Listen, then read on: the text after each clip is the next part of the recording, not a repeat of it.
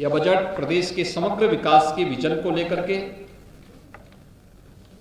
प्रदेश के आगामी 5 वर्षों के एक सर्वसमावेशी और समग्र विकास को ध्यान में रख करके तैयार किया गया एक विजन डॉक्यूमेंट के रूप में हम लोगों ने आज यहाँ पे प्रस्तुत किया है। और यह बजट उत्तर प्रदेश की 25 करोड़ जनता की जन आकांक्षाओं के अनुरूप प्रदेश के गांव, गरीब, किसान, नौजवान, महिलाएं और समाज के प्रत्येक तबके के हितों के लिए कार्य करने में सफल होगा, उसकी आधारशिला स्थापित करेगा। बजट अब तक का सबसे बड़ा बजट है।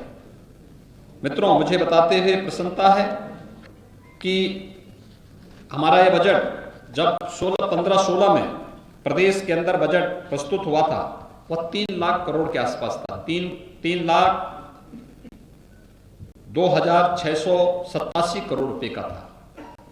और इस बार जब हम बजट प्रस्तुत कर रहे हैं, यह बजट 6,15,518 करोड़ 97 लाख का है।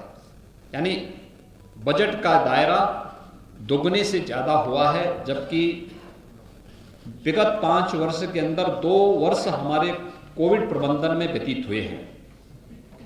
बजट में जो सबसे महत्वपूर्ण बात यह है कि बजट के दायरे को बढ़ाने के लिए हमने प्रदेश के अंदर राजस्व भी बढ़ाया है।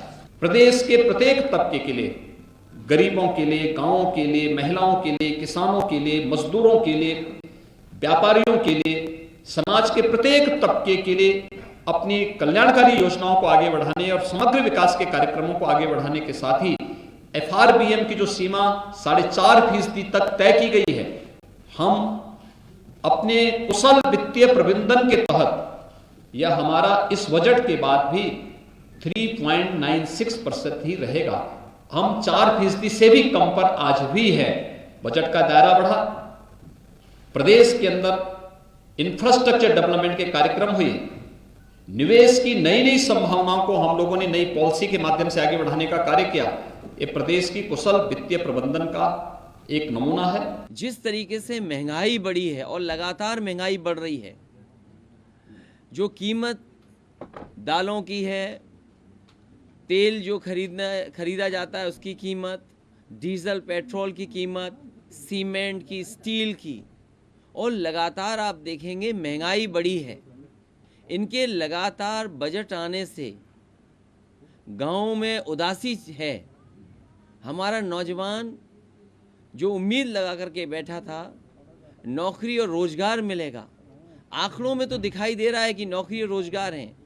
अगर सरकार के आंकड़े देखें तो आंकड़ों में तो दिखता है, लेकिन ज़मीन पर गांव में अभी भी बड़े पैमाने पर नौजवानों के हाथ में काम नहीं है, रोजगार नहीं है, नौकरी नहीं है। और फिर जिस तरीके से उत्तर प्रदेश को इंफ्रास्ट्रक्चर में या गरीब की मदद के लिए योजना चलानी चाहिए थी, वो सरकार नहीं चला पा रही है। शायद गरीब बच्चों की इतनी दुर्दशा पढ़ाई की कभी नहीं हुई होगी जितनी 5 साल में हुई है, और इस बजट में भी नहीं लगता है कि बच्चों की पढ़ाई बेहतर हो पाएगी। पिछले 5 साल में धोखा मिला। ये आंकड़ों का एक मकड़ जाल है जिसमें आप ढूंढते रहिए आपके लिए क्या है, आप ढूंढते रहेंगे आपको मिलेगा नहीं आपके लिए क्या है।